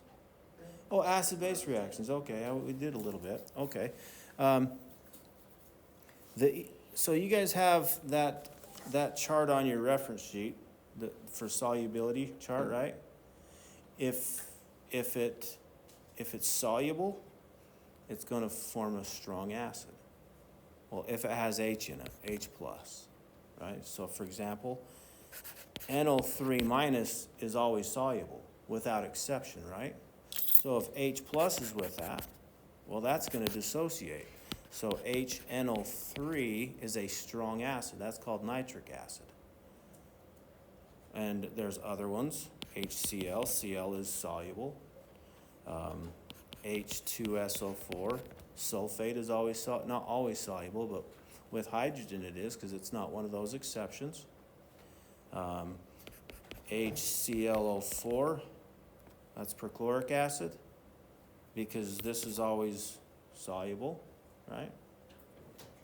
So that's the way to tell. If it's always soluble, it's going to make a strong acid or a strong electrolyte. Make sense? So even if it's not soluble, it'll still partially dissociate? It depends. If it's partially soluble, then it will. If it's absolutely insoluble, then it won't. And we're not gonna focus on that in this class. You might in the second one if you take it. I can't remember. It's been a long time since I've taken it, so I don't remember. Does that make sense, how to determine if it's a strong or weak electrolyte? Okay.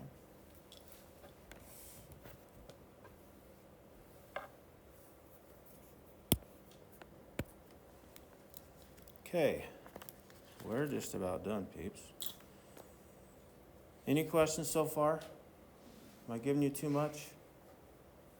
I want to finish today, but rather you guys go home and get questions ready for next time, and we can get ready for that final. Good? All right, the next thing is solubility. And this is the ability of a solute to dissolve in ability of a solvent, of a solute to dissolve in a solvent. So we kind of talked about this just barely. But there are 3 different types of solutions. We can have a saturated solution,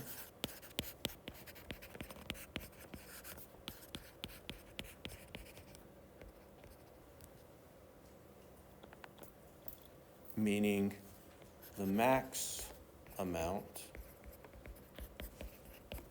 of solute will dissolve in a given amount of solvent at a given temperature and pressure, because if we increase the temperature, we can dissolve more, right? So maybe I'll write that at given temperature and pressure and a given amount.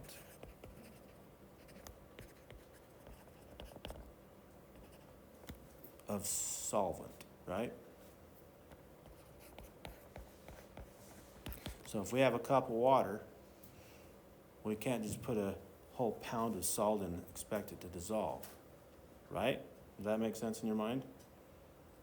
But we could put a teaspoon in there, dissolve, okay. Put some more in, dissolve. Eventually, it'll quit dissolving because it reached its saturation point. Good? Everybody understand that term? Saturated solution? Okay, the opposite of that is an unsaturated solution.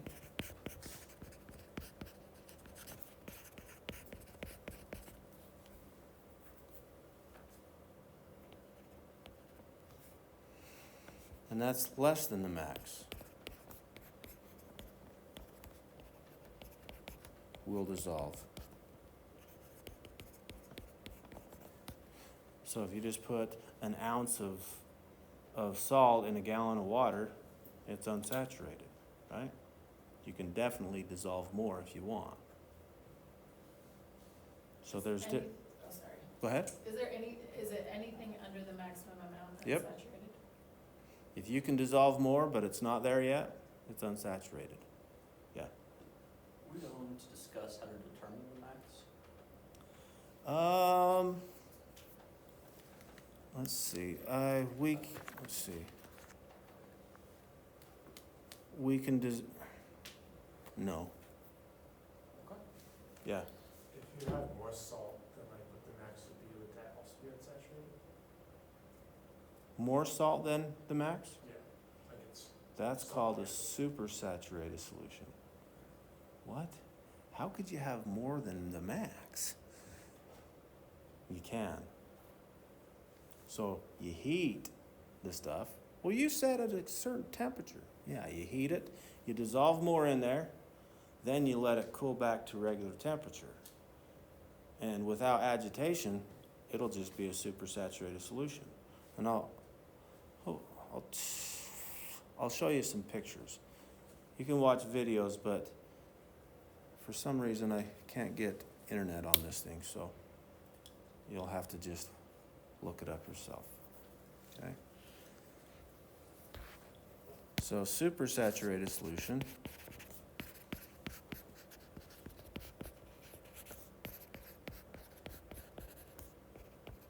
More than the max.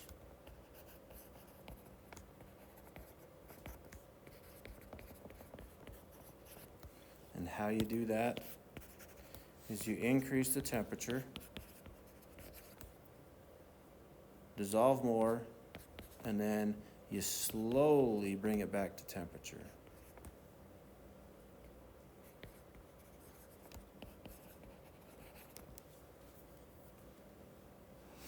And if I had my lab set up here, I'd show you. It's pretty cool.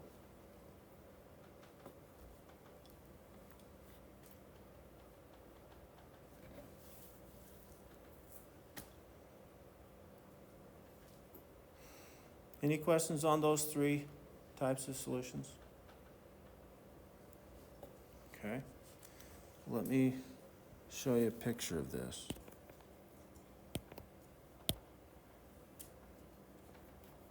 Is the gray salt lake super saturated? No.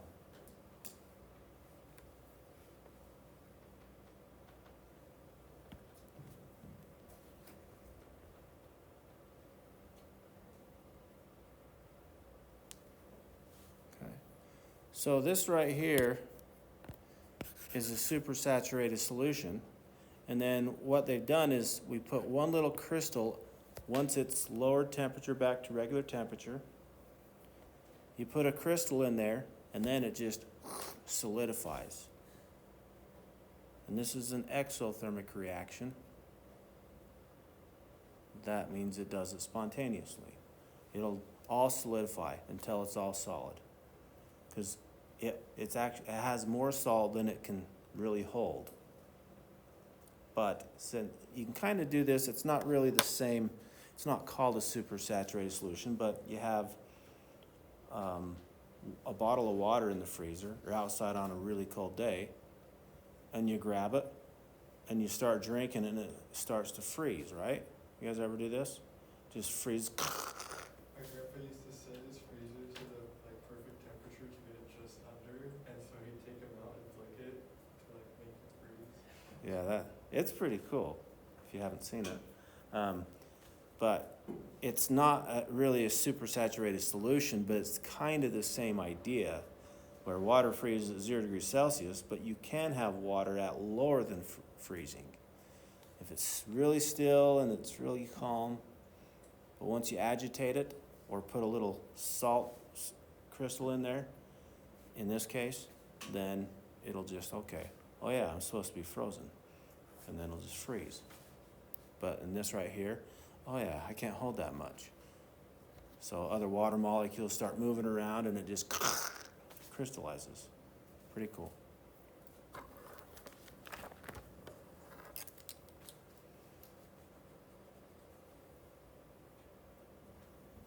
We good? Okay, the solubility of salt at 25 degrees Celsius is 359 kilograms per meter cubed. And could we convert those to maybe grams per liter? Right?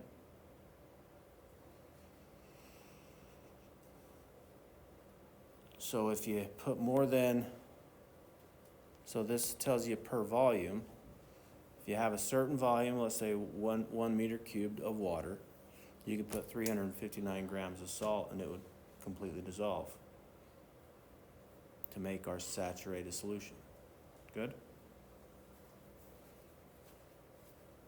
If you have less than that, it's unsaturated. And I don't know if you can have a supersaturated solution of NaCl. I don't know that you can. Maybe, yeah. No, you probably can. It just wouldn't crystallize like the sodium acetate, yeah. The kilograms per meter cubed is saturation point? Yeah, What's the term for that? that's the max. Okay. Yep. So that's the max. If you have a higher temperature, you could put more in, right?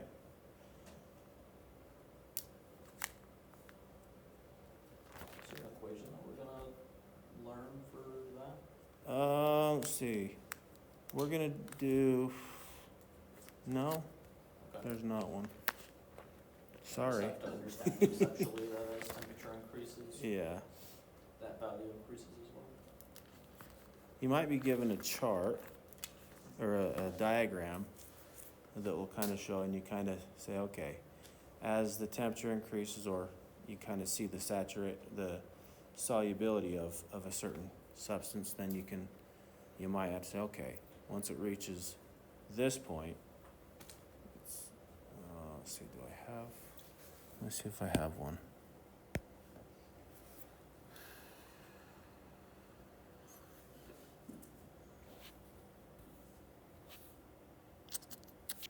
Let me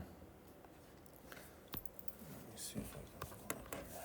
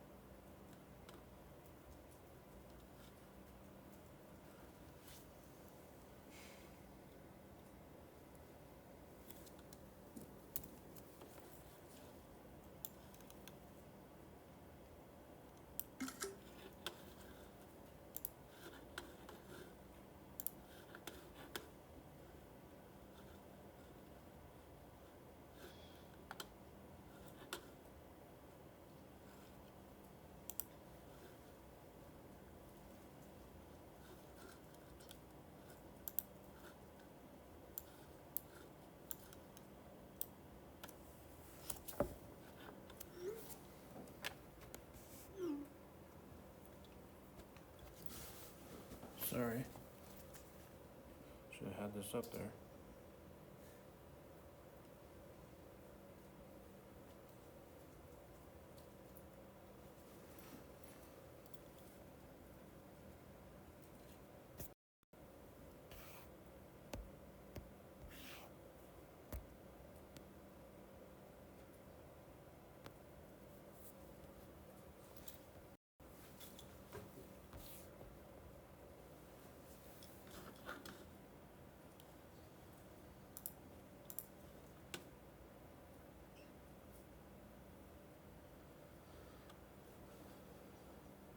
So you might have a solubility chart like this, and it says how many grams of salt in 100 grams of water.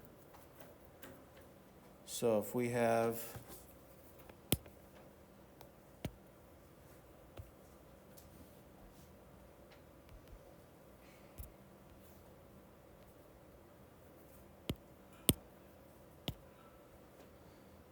let's say we have this stuff right here, potassium nitrate.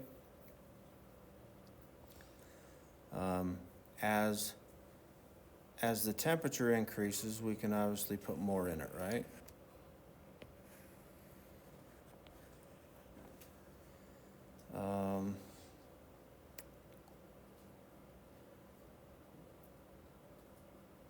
So this is 100 grams at this point right here, 100 grams per 100 grams, 100 grams of salt per 100 grams of water. Does that make sense? And then if we have, let's say if we have 200 grams at 30 degrees, it's way up here, right? Then what would you say it is? Saturated, unsaturated, supersaturated?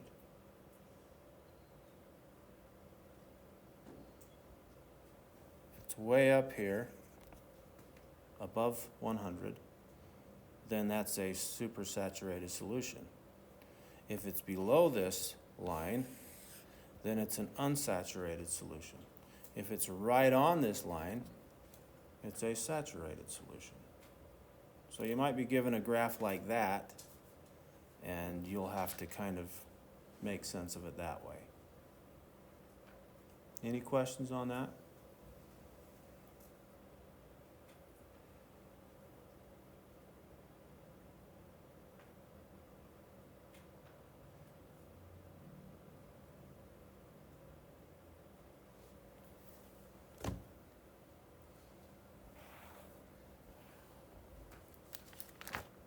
All right, one last idea. Well, two. Let's just talk about this one first because it's more definitions. And then we'll do one last topic. Okay, so we have a miscible solution.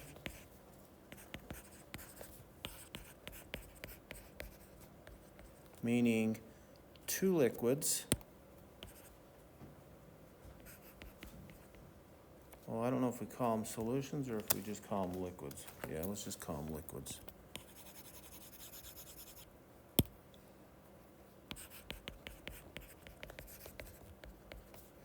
Two liquids that dissolve in one another in any proportion.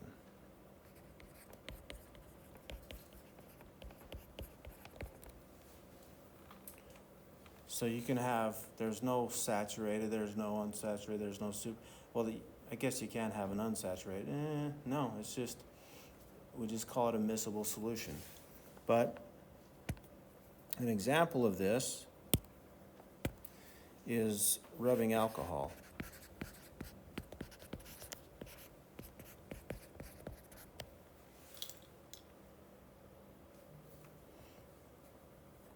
At the store, you can get a 70% solution, you can get a 90% solution, and so on, right? You can have as much or as little water as you want in it. It'll dissolve in any proportions.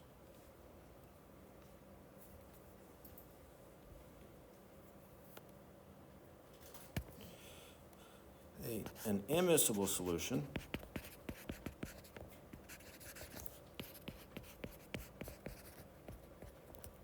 is two liquids, or I should say immiscible liquids, sorry. Two liquids that do not dissolve in any proportions. Can anybody think of an example of that? Oil and water. You can't put one drop of oil in a water, it'll just never dissolve. So you might be asked which two liquids would form a miscible solution, which two would form an immiscible solution. Which ones would form a miscible solution? Of the same type? Yeah, like dissolves like. If they're both polar, you can have a miscible solution. If one's polar, one's nonpolar, you're going to have an immiscible solution. There are some that will do both. We'll have a little bit of solution, but anyway. Does those two make sense?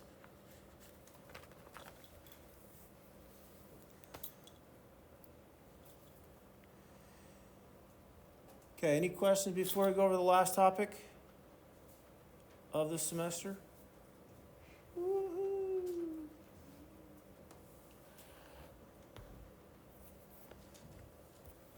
Okay, so solubility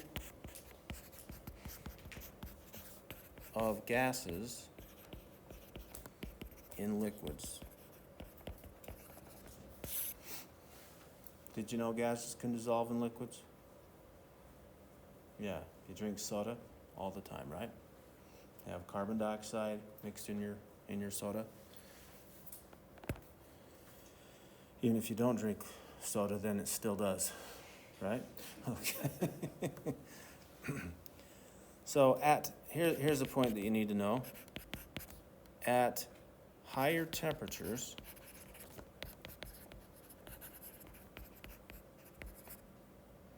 what happens to the ability to dissolve for a gas to dissolve in water, for example? It goes down. You guys ever see this? You get a thing of water, and it gets warmer. What happens? Bubbles start to come up, right? You with me? Same thing with the soda. You have it at room temperature, well, if you have the lid off anyway, it's gonna go up. You get it hotter, it's gonna go up faster. So at higher temperatures, solubility of a gas, or the ability to dissolve, solubility of a gas decreases. Of a gas in water decreases.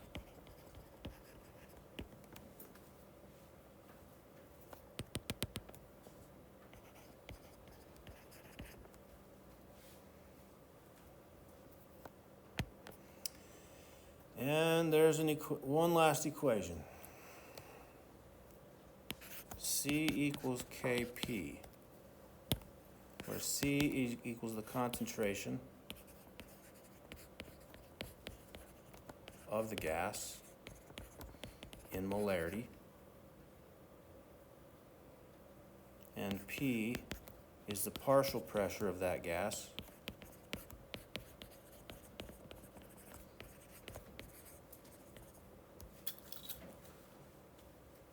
and this is in ATM. So if you're given the partial pressure in millimeters of mercury or kilopascals, you better convert it to ATM, because the K is we call it Henry's constant, and it's different for every gas, which is measured in, let me make sense of this.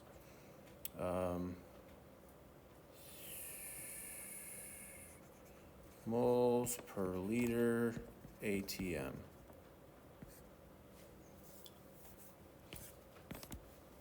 And that's why the pressure needs to be in ATM. Good?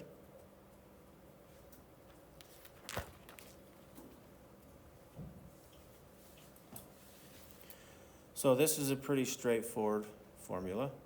You can solve for concentration, the constant, or the partial pressure of a gas. Does that change per gas, or is that constant? Yeah, for every this gas? is different for every gas.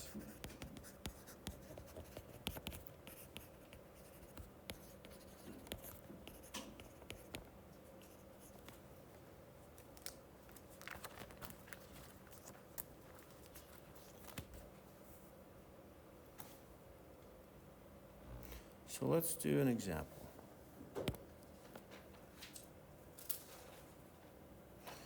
So if we're dealing with oxygen gas in water at 25 degrees Celsius, and Henry's constant for oxygen is 1.3 times 10 to the negative 3 moles per liter ATM.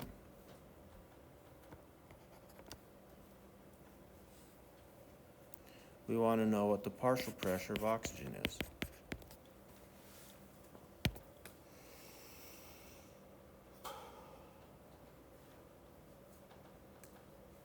Do we have to do anything with temperature? No. Just saying at this temperature, this is what the constant is. Okay, so if we're looking, so C equals Kp, we're looking for pressure, divide K to both sides, and we got it. So that's equal to our concentration. Oh, did I give you the concentration? No. So I'm not looking for P here. I got ahead of myself. Sorry.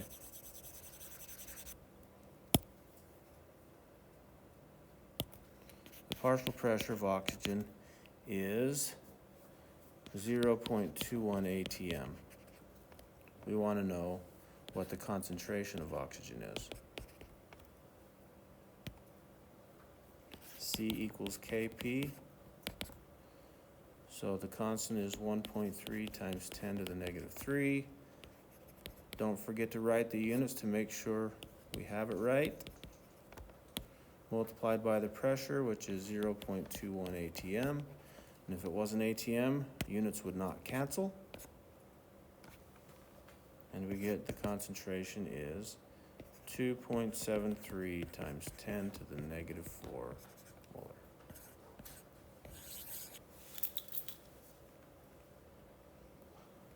Pretty straightforward. I think it's a lot easier than all the other formulas we've used, right?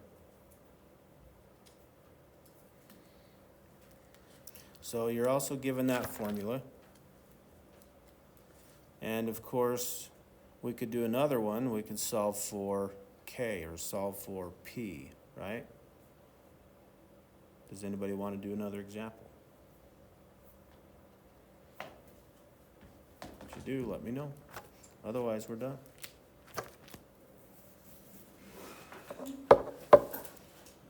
Okay. Come prepared next time to do a review. If you feel like you're ready, well, nice knowing you. So review on Tuesday and then take the exam until I heard, I don't know for sure, so the testing center wasn't open on Fridays, but I think they are now. So I think you have from Wednesday, Thursday, or Friday to take it. Thanks. And there's no unit test for these last two? There is. There is? Oh, That's this weekend. okay. That's why I wanted to finish it today. So take it by Tuesday, Okay. or before you take the final anyway. Are you gonna group the last test? So, I will probably, now, at the end of the semester, I'm gonna pull everybody's information on a spreadsheet, and I am going to analyze everything and make sure it was fair. Good? So not directly that test, but that was a huge icky yucky test, I get it. There just wasn't enough time. If I had 3 hours, I feel like I could have done it. Yeah, well, the final's gonna have more stuff on it. So, We'll have 3 hours for that. I took the practice one that was Samsung, was the. but it's, okay, take care, thank you. But yeah, I will take a look at the grades. And I got like, Session yesterday. It wasn't. Are like you- a 71. Are you gonna, can you still take the first test or no? Oh my gosh, I keep forgetting. Yeah, I think I still can. Okay, I need to do that this yeah, weekend. take it, cause Yeah, of course I waited till second, but sorry about that. take it before the final, Okay, sounds good. okay? Yeah, It wasn't. All right. yeah. Yeah. Should, That'll- should be that'll- pretty easy breezy. Oh, compared to you what guys, I keep forgetting to say something. Seems like you guys are probably the same ones I talked to last time. Make sure you're doing the extra credit. If you do all of the extra credit, I don't know if you can still do all the extra credit, but if you do all the extra credit assignments, that's like one test. And that's like a drop, it'll drop your lowest test. Not the Feynman notes, Oh. the extra credit bonus quizzes. Oh. It's just a survey, guys. Do it. Thank you. Okay, thanks. Okay. You too. Yeah, I thought that you said that they were. Wait, were those required? I thought they were.